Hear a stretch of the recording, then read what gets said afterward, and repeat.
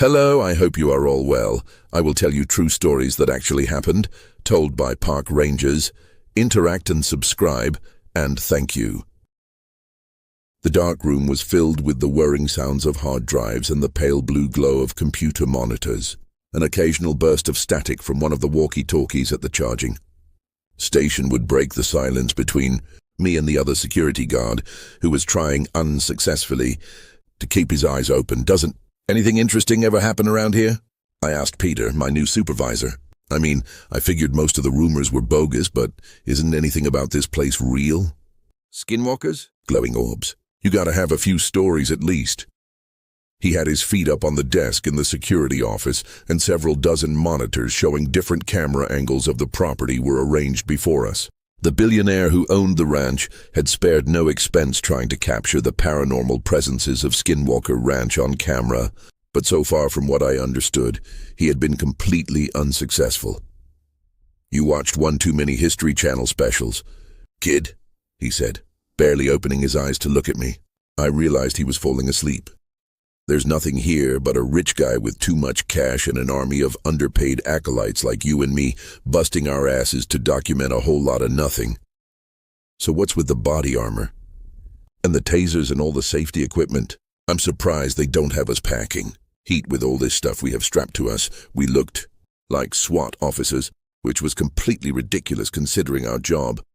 Descriptions mostly involved eating boxed lunches and trying not to bore ourselves to death. Dude, shut up and quit asking so many questions. One day the old man will get wise that E.T. ain't coming. But until then, just enjoy the gravy train, okay? I grunted an agreement and sat watching the monitors as Peter began to snore. Looking at the time, I saw it was past 3 a.m. Only another 4 hours until the morning shift arrived. But this was the hardest time of night to stay awake. I needed another cup of coffee or I would soon be asleep like Peter, and at least one of us had to keep an eye out for the boss. There was no way of knowing when the old eccentric billionaire would come wandering over for a look at the video feeds, and to make sure his hired goons were bright-eyed and bushy-tailed, he'd been known to pop in for surprise visits. Since I needed the job and couldn't afford to lose it, I decided a fresh cup of coffee was in order. I snuck out of the security office and went into the adjoining room where a single-serve coffee machine was plugged in on a counter beside a mini fridge. Yawning, I stuck a pod in and snapped the mechanism closed, pressing the button for a large coffee. The machine began to chug and click and gurgle before spitting out some hot, steaming black brew. Taking the cup with me back into the security office, I was unsurprised to find Peter still snoring. I blew on my coffee and sat back down, looking at the monitors with forced open eyes. Something caught my attention on the monitor to my right. The barn door was swinging open, slapping against the adjoining wall in the strong wind. It wasn't open before. Peter, wake up. Why's the barn door open? I had to shake him a few times and ask him the question again, but eventually he blinked his eyes open long enough to peer at the monitor. Bossman's probably out there polishing the ATVs or something. Why do you care? If there was a perimeter breach, it would have set off an alarm. Cleaning the four-wheelers at 3 a.m.? Why would he do that? Peter opened his eyes up all the way. Yeah, you're right. It could be a test. He likes to do that sometimes to make sure we're not sleeping on the job. You go out there, newbie. I'll stay here and watch the feeds. He put his helmet over his eyes, and I could hear him resume snoring a moment later. If it was the boss out there, I wasn't going to cover for Peter, I thought to myself. This guy was useless. It seemed like he didn't know the first thing about property protection or security procedures. I was worried if something really did happen, he'd be useless or would do more harm than good in a crisis. But luckily we were on a farm out in the middle of nowhere. Besides, nothing bad ever happened at Skinwalker Ranch, despite its reputation. Or so I thought. As I made my way out through the hallways of the farmhouse, which had been converted into a makeshift security compound, I found myself feeling nervous. Something about this wasn't right. The idea that the boss was out in the barn at 3 a.m. testing our preparedness didn't jive with me. But I supposed it was possible. Stepping out into the cool night air, I looked across the driveway at the barn, not more than 100 yards away.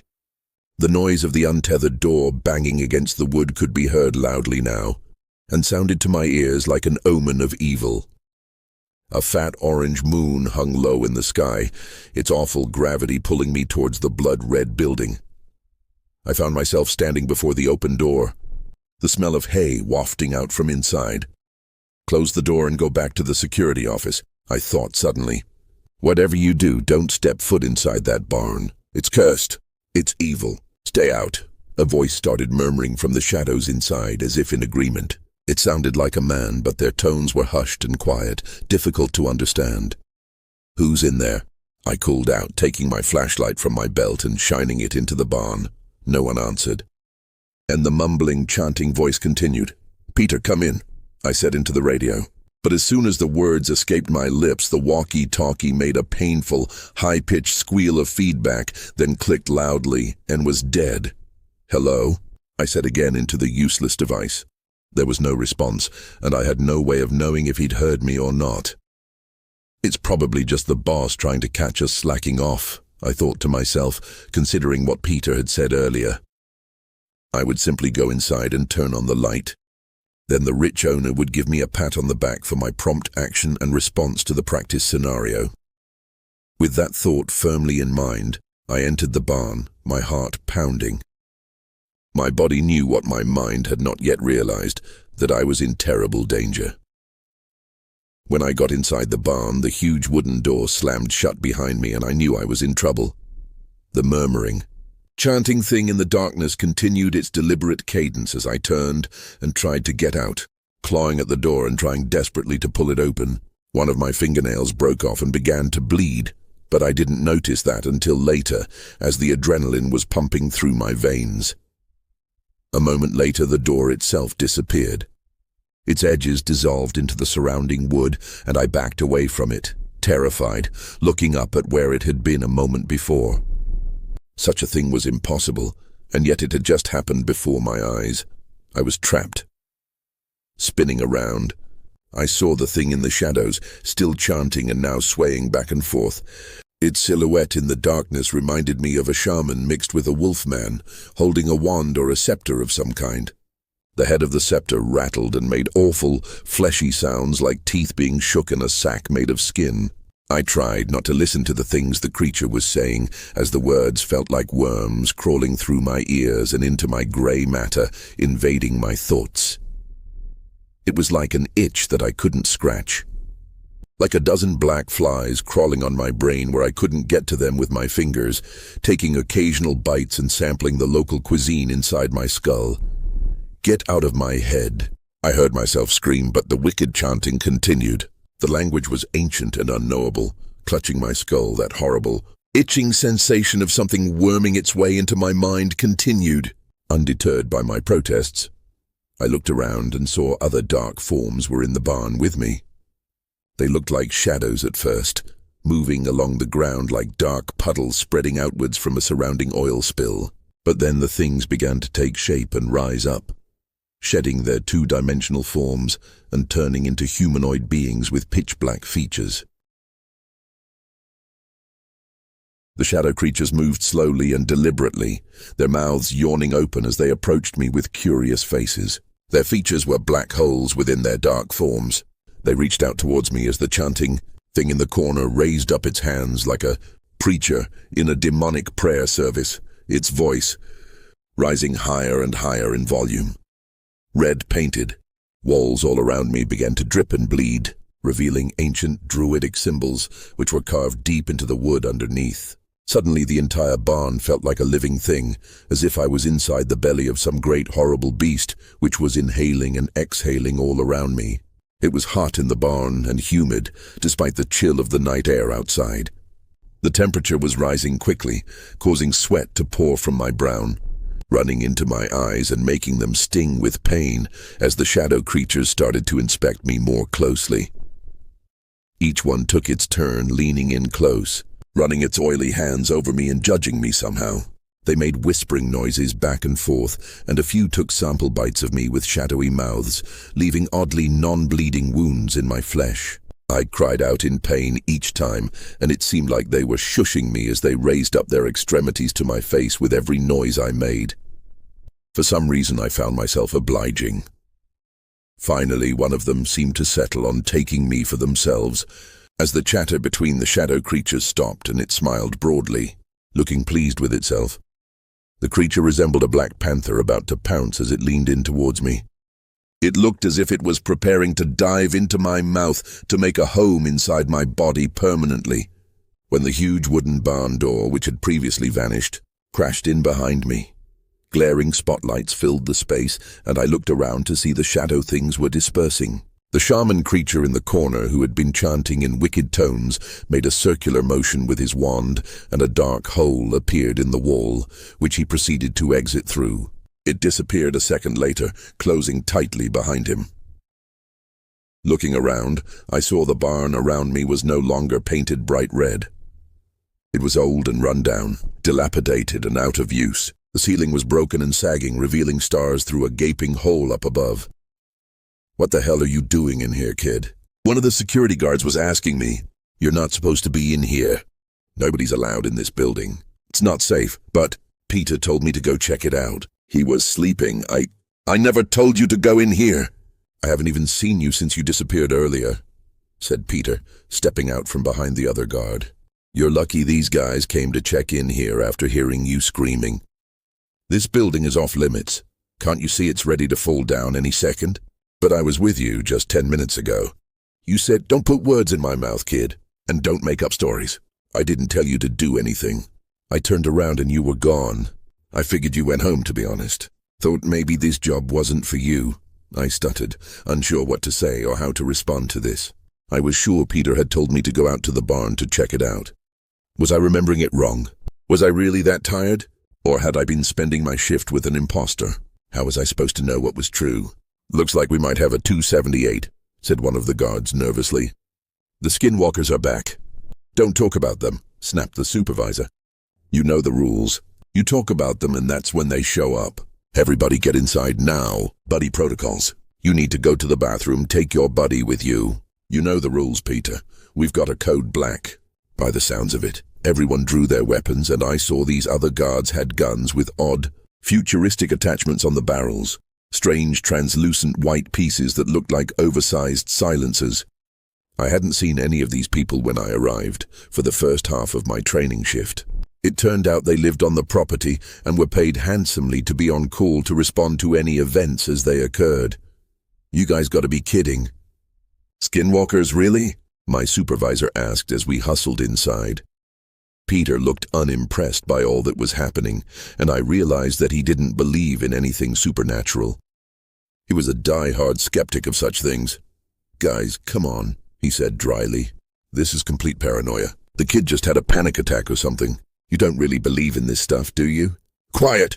one of the heavily armored guards snarled at him. "You don't know shit about what happens in this place. You've only been here a month. The boss should have known better than to let you train the new guy. He could have gotten himself killed." I felt queasy and numb all over when he said that, realizing it was true. If they hadn't arrived when they did, who knew what might have happened? Peter didn't say another word. Instead, he just made an annoyed sound and followed the rest of us as the formation began moving towards the door to the farmhouse. He stayed back a little ways, as if in protest. Just as we were about to enter the house, I heard him stop from a few yards away, muttering to himself. I paused to look back, stopping where I was in the doorway as the rest of the team went inside. I held the door open for him, hoping he would follow, but instead he began to yell in a loud, agitated voice, "You're all a bunch of suckers." "You know that. Skinwalkers, really? This place is just a busted-down old ranch in the middle of nowhere." "There's no curse!" "There's no monsters, watch." He turned around, facing the other direction. "Oh, Skinwalkers, come and get me. Look, fresh meat for you Skinwalkers. What, aren't you hungry?" Looking back at us, he smiled, then started laughing mockingly at all of us. "See, there's nothing out here." He made a surprised sound and turned suddenly, just as something began to appear from the shadows. It was large and hulking, its form an ink blot against a starless midnight sky.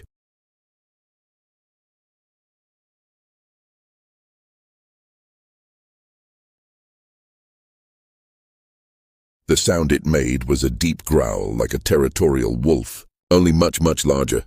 Its legs were long and stilted, giving it an unnatural look. Its fur was bare in places, mangy and full of clumps and burrs. "Nice doggy," Peter said, backing away, his hands extended outward defensively. "That's not a dog." "Get inside the damn house now," screamed a voice from over my shoulder, deafening me. Several other dark shapes emerged from the periphery of my vision, crowding around Peter and surrounding him.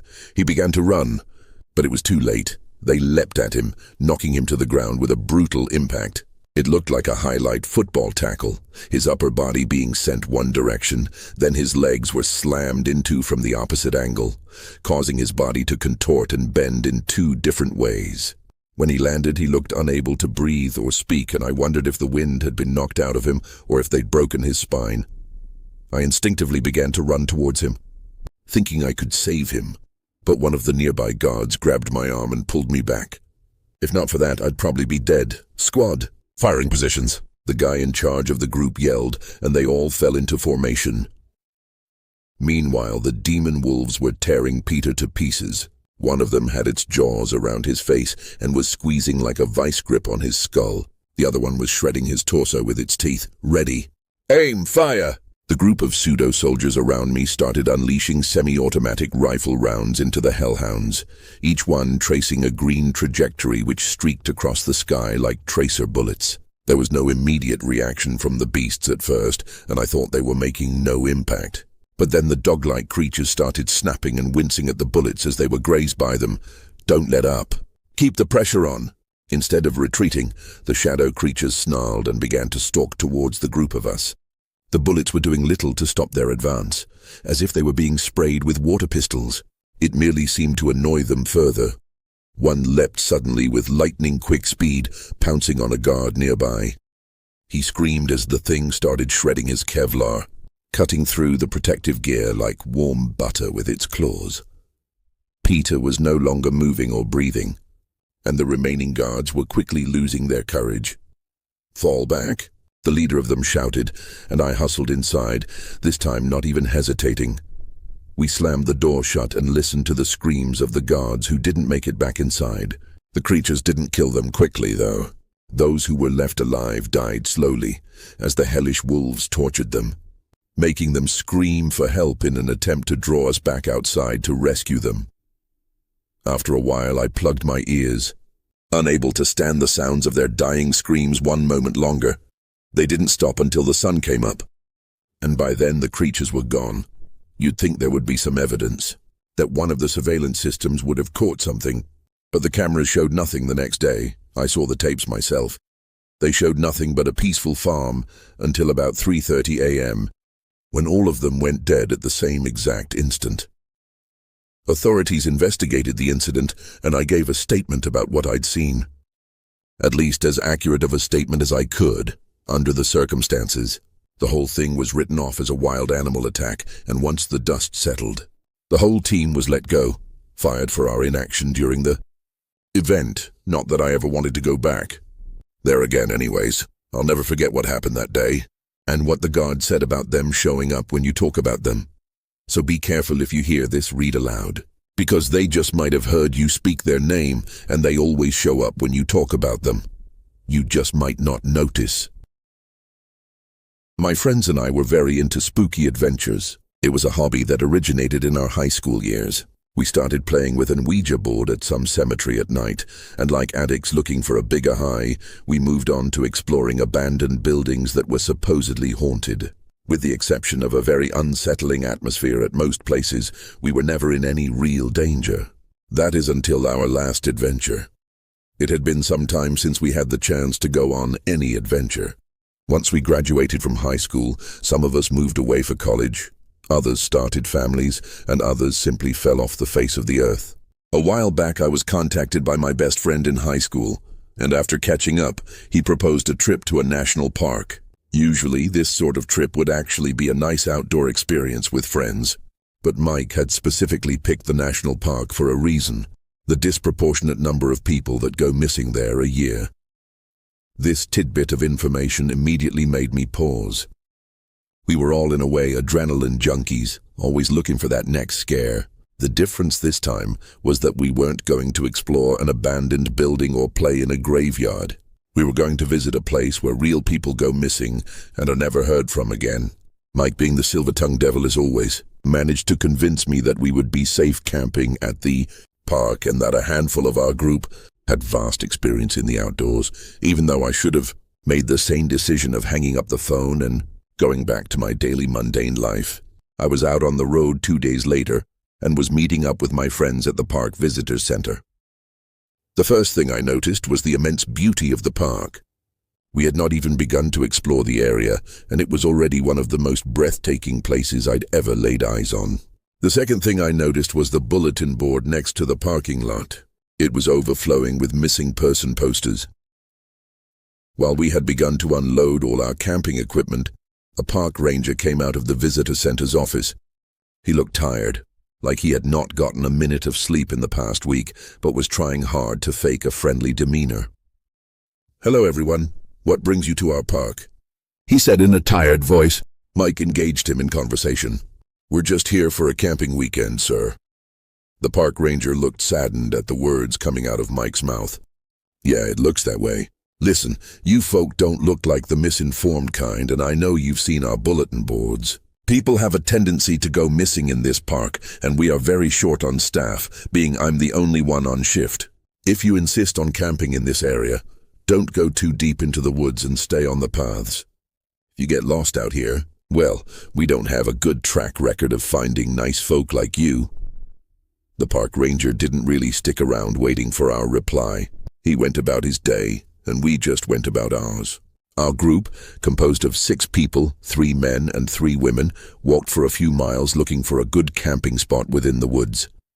I was initially against being so far away from our vehicles until Mike and one of his friends, Alex, pulled out hunting rifles from their bags. If there was anything dangerous in these woods, we would be surely safe, I thought. After a long walk, we found a spot that was perfect for our campsite, and we began setting our tents up. By nightfall, we had multiple tents around a campfire, and we began drinking a few beers and reminiscing about our old high school adventures. Around midnight, Mike had a terrible idea that he had joyfully proposed to the rest of us. We should try and find some of those missing people out here. Some of them would just be bones by now. Nobody was drunk enough to go exploring the dark woods in search of ghosts, with the exception of Mike and his friend, Alex. When the rest of our group inevitably rejected his proposal, he took his hunting rifle, his friend and Brenda, the woman he was dating, and drunkenly set off for a scary adventure in the woods. As they left and we could no longer hear their steps in the woods, I remembered the park ranger's warning, "Stay on the paths," which they most definitely did not do. My worries were validated hours later when they had not returned to the campsite. We tried reaching them on their phones, but we had no service this deep into the woods. After some debate, we decided to head back to the visitor center and get help from the park ranger. Regardless of his previous warnings, we would have a better chance at finding our friends with his help and not go blindly searching in the woods and inevitably get lost as well. We only took what was necessary with us, some flashlights and the other hunting rifle Alex left at the camp. About 30 minutes into walking back to the visitor center, we noticed something unsettling. All the wildlife around us seemed to go dead quiet. It seemed like our footsteps echoed throughout the woods for miles. From my very limited experience in nature, I could remember that when the woods went quiet, a predator was nearby. Just when I was about to consider the sinister thought, a scream broke the silence. "Help!" It sounded like Mike was crying out somewhere not too far from us. "Help me!" We started to follow the screams for help, which led us further and further away from the path. A few dozen feet deeper into the woods, we found a flickering flashlight that had been cracked and barely functioning. A few feet in front of us, we could hear Mike, "Help me."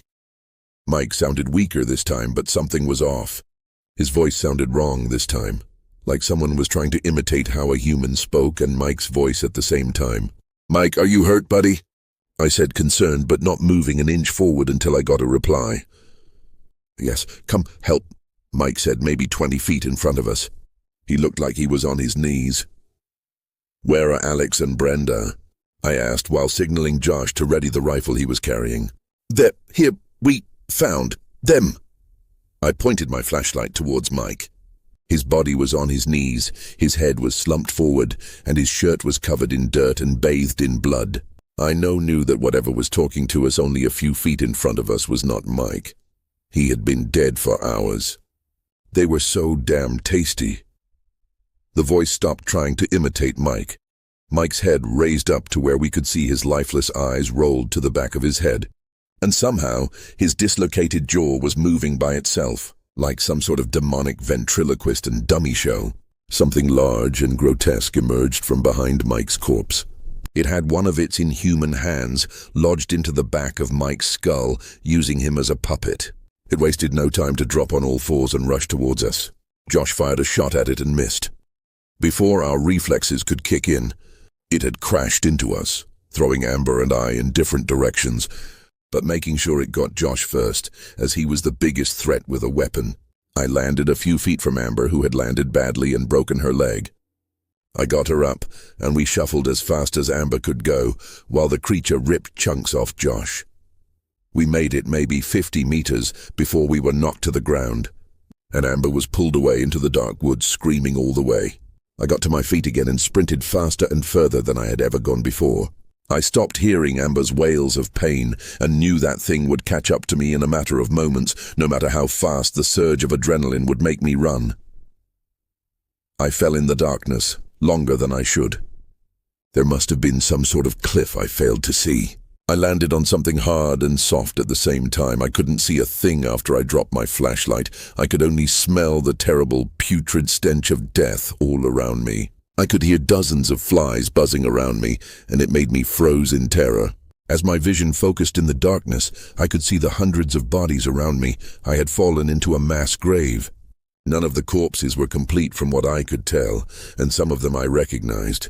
Amber and Alex were among the piles of dead, and one particular body I could recognize as the park ranger that we had met in the morning. I had to swallow my scream as a couple more bodies were thrown into the pile. The creature was actively looking through the pile for any signs of me. I had to play dead until the creature left in defeat. I waited what felt like an eternity until the first rays of light broke through the trees. I felt sick to my stomach as I tried crawling over the dead bodies and out of the pit. I cried for my friends and cried some more when my foot got stuck in one of the bodies. It was Mike, and my foot had gone through where his stomach used to be. Eventually, I crawled out of the mass grave and found my way back to the path we originally used to get to our campsite. A few hours of walking, and I reached the visitors center where our vehicles awaited our return. I got into my car and fell into a catatonic state for a few minutes. After I snapped out of it, I drove away as the feeling of still being watched was too overwhelming. As I did, I saw a car driving towards the visitors center. A man, a woman, and 2 young children in the back seat. I wish I could say that I stopped and warned them of the impending doom that awaited them, but I drove, I didn't look back. I found the bear just after dawn. It was a big one, probably 400 pounds, but it looked like a deflated balloon. Its hide sagged over the earth, limp and bloodless. It looked like something had reached inside and scooped out everything that should have been holding it up. No bullet holes, no claw marks. Just skin and muscle, untouched, but empty. I crouched down, gloved fingers prodding the limp flesh. The whole thing felt wrong in a way I couldn't explain. I've been working as a park ranger for almost 2 decades.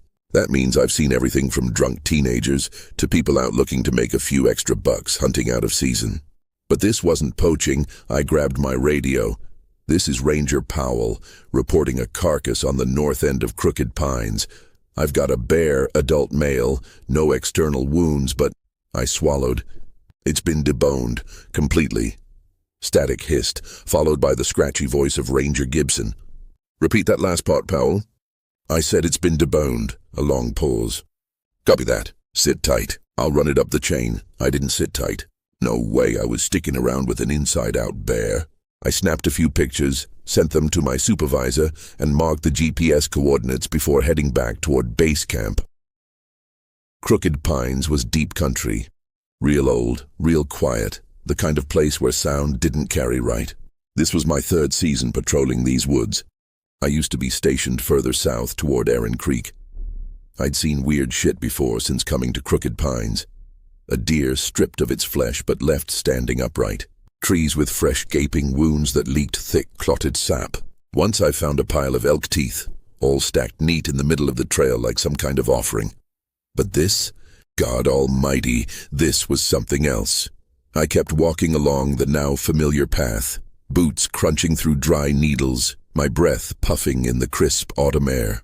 The sun had started dipping below the tree line, staining the sky a bruised purple. The trail back to camp wasn't far, half an hour, maybe less. I was daydreaming about making a hot cup of coffee over the fire when I heard it. A soft clatter, clatter, clack. I stopped, narrowing my eyes as I listened. Silence. I turned, scanning the tree line, hand drifting to the hunting knife on my belt. Nothing moved. I exhaled, shook my head and kept walking. 10 minutes later, I heard it again. Clack, clack, clatter, closer this time, like bones rattling in a sack. My skin went cold. I'd heard twigs snap, leaves rustle, the sharp crack of branches breaking under something big. But this wasn't that. This was more rhythmic. It almost sounded musical in a haunting kind of way. I picked up the pace, heart hammering in my chest. The sound stayed with me. There was no doubts about it. Something was following me. The trees grew denser, shadows stretching long over the path. I reached for my flashlight, thumb flicking the switch, and as that bright burst of false light came into being, I saw it, a shape moving between the trees, just at the edge of the fading light, tall and spindly, made entirely out of bones.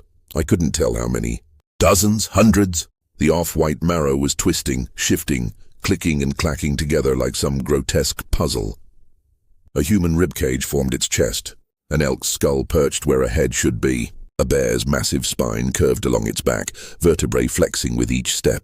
Stray pieces dangled from its limbs, deer femurs, wolf jaws, a collection of finger bones threaded together like beads. And it was walking toward me. I stumbled back, breath coming short. The flashlight beam wavered, casting jagged shadows as the thing took another step. Click, clatter. It raised one long, gnarled limb, part human arm, part something animal, toward me. I bolted, branches whipped my face. My pack bounced hard against my shoulders. I could hear it behind me, faster now, the bone rattle shifting into a horrible scraping sound, like something dry and hollow, dragging itself through the dirt.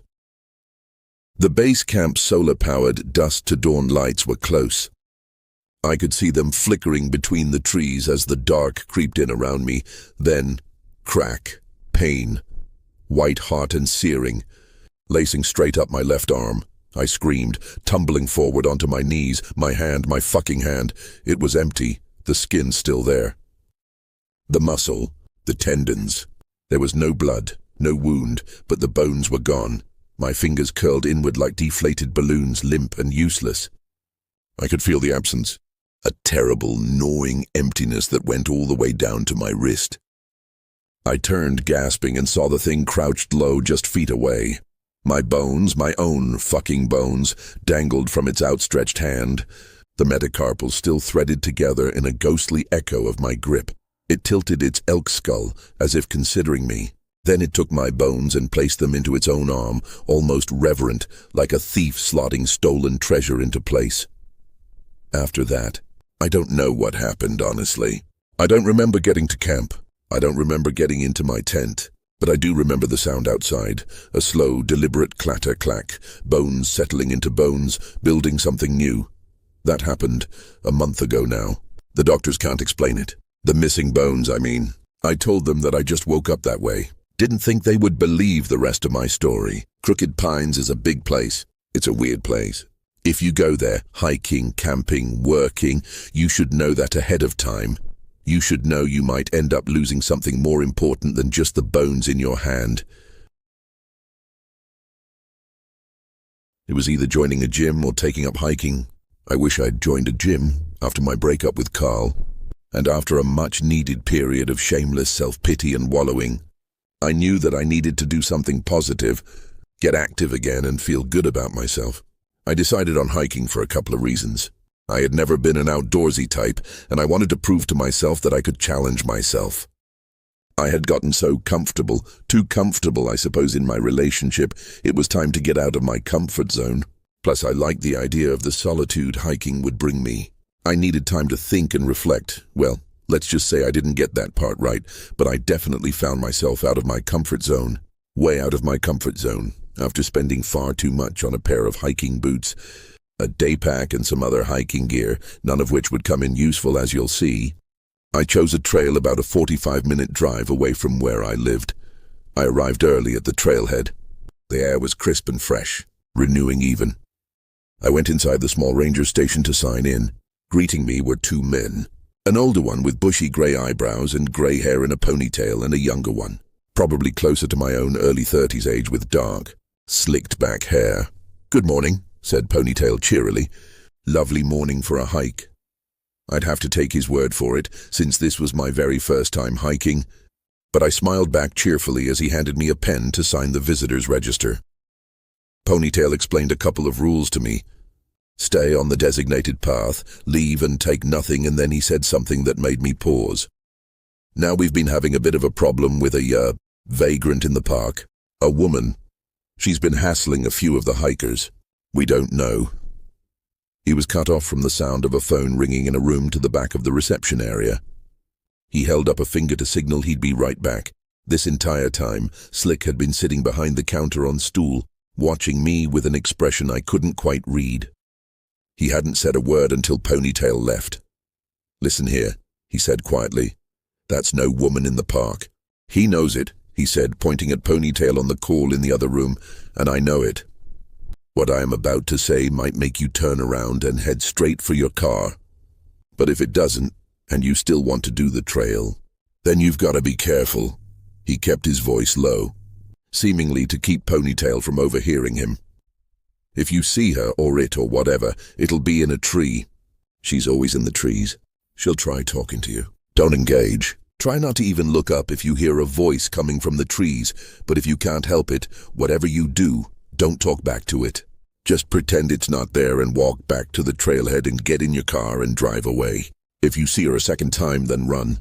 If she starts climbing down from the tree, then pray." I stared at Slick in shock, my mouth slightly open, not sure if I should start laughing or screaming. "I'm only telling you this," he continued, "because no offense. I can see you're probably not the most experienced hiker." He looked me up and down, clocking my obvious never-used boots and pack's waist belt, harnessed too tightly around my middle. "And she seems to target people like you? The thing is, it looks like she's not just observing anymore." But he stopped abruptly as Ponytail came back into the room. Slick stared at me, his expression serious. "Right," said Ponytail. "Sorry about that. Now you have enough water. The round trip takes about 4 hours to complete. Maybe 5 if you're, not walking too fast or, not used to the trail." I nodded, my head still spinning. Now, of course, this is the part I should have turned around and headed straight for my car. But the problem is I'm terribly stubborn. With Ponytail's implied and Slick's outright judgment of my experience as a hiker, I was very determined to prove them wrong. In fact, 10 minutes into the hike, I had convinced myself that Slick was just trying to scare me off because he probably thought my inexperience would become a problem for him. Like I'd be dumb enough to go off trail or try pet a mountain lion. 30 minutes in, I noticed my boots began to hurt my feet a little. An hour in, the air had turned from crisp and refreshing to thick and oppressive, and the big toe on my left foot was absolutely throbbing. I didn't know how much determination I had left to keep me going forward. I found a bench a couple of minutes later and sat down. I immediately took off my boot and sock and examined the large, raw blister forming on my toe. I hadn't brought a first aid kit, and was cursing myself as I took a large gulp of water from my bottle. All of a sudden, I can't describe this any other way, I felt the presence of another person and instinctively looked at the trail. Sure, I'd see another hiker making their way around the bend, but there was no one. I held my breath, waiting. The forest was unnaturally still and quiet, as if it were holding its breath and waiting with me, and then I jumped violently as a group of blackbirds exploded out of a tree a ways down from where I had just come from. cawing angrily as they flew away. Maybe it was the pain or the discomfort from the heat, or maybe I had started feeling spooked by what Slick had said, but I decided to get out of there, pulling my sock and boot on and packing away my water bottle in record speed. It would take me another hour to get back to my car, maybe a little longer as I had started limping a bit to keep the weight off my left foot. I still had the gnawing feeling that I wasn't alone, that any minute another hiker would appear on the path. Instead, I heard a soft hello from above. I did look. Of course I did. Anyone would. What I saw was an extremely thin, pale woman sitting on a low branch in the tree above me. Her arms were hugging the trunk, and it took me a moment to realize they must have been impossibly long, because they wrapped around the thick trunk almost entirely. My hands wouldn't have even met each other if I were to do it. Her fingers were long and splayed against the bark, ending in long, dirty nails. Her face will be burned into my memory forever. Her skin was so pale, almost completely white, and her eyes were a light milky blue, too big and too wide apart. She had long, stringy, blonde, almost white hair. She was completely naked. "Are you in pain?" she asked in a cracked, wispy voice, and then she started smiling. I expected to see fangs in her mouth. Instead, she had the tiniest teeth, spaced apart in swollen pink gums. But they were sharp and pointy, like a crocodile. As her smile got wider and wider at my shock, I felt adrenaline fill my body. Slick's words echoed through my mind. Head back to the trailhead and get to my car. My heart pounding, my neck slick with sweat, I started walking briskly, unsure if turning my back towards her was a terrible idea. I felt her eyes on me. I jogged, gritting my teeth through the pain for what could have been 5 minutes or 50. Please, God, I thought, don't let me see her again. My mind tried to reconcile with what it had just witnessed, but I pushed the thoughts out of my head. Worrying about that would dull my senses, and I sure needed all my wits about me to make it back to my car. It was impossible, but somehow she made it to a tree ahead of me. I stopped and felt my heart drop as a pale leg appeared from the thick canopy of a tree just 20 feet ahead. And then another leg appeared. She was climbing down. I started running, ducking as I flew past the tree she was coming down from. A long arm swooped down as I passed, but I managed to dodge her grabbing claws. I looked back and saw that she was at the bottom of the tree on all fours. Her propositions were human, but so wrong. She began to scuttle towards me like a crab, with short, fast steps. She was covering ground at an alarming rate, and I knew there was no way I could outrun her. I made it to a clearing that I remembered was close to the parking lot. If I could just last 5 more minutes, I could maybe get to safety, and then I tripped. Pain searing through my already bloody and blistered toes as they collided with a rock. I landed on my hands with a thud and waited for the inevitable. I was so sure it was about to happen that I could almost feel her collide with me. But nothing. Still on my hands and knees, I shakily turned my head. She was still there on all fours, but stopped. She let out an animal-like shriek, but didn't come any closer.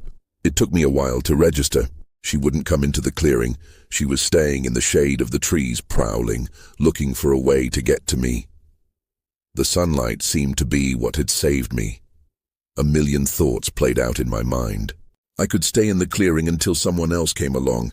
But what if they couldn't help me? What if no one came at all? It would eventually get dark. I knew that after the clearing, for about 300 yards, the path was shaded by trees again before the trailhead.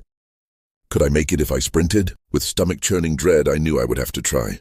I kept my eyes on her and started backing up, slowing. She stayed at the shade's edge, watching me, evaluating what I was doing. 200 feet until the path became shaded again. 100, 50, 10. And then I turned around and started sprinting. The trail crested and I could see the parking lot. I didn't feel relieved I wasn't safe yet, but I could see safety, and so I allowed myself to hope. Out of the corner of my eye, I saw a flash of white. I turned and saw her bounding towards me through the trees. She had come around and was looping towards me. At the speed she was going, I was sure she'd get to me before I made it off the path. Somehow, I managed to push myself. and I heard her shriek again, a sound of pure, animalistic frustration and hunger as I made it back into the sunlight of the parking lot.